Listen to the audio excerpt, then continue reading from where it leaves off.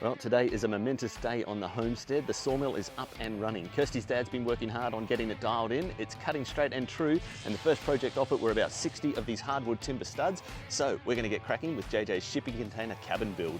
I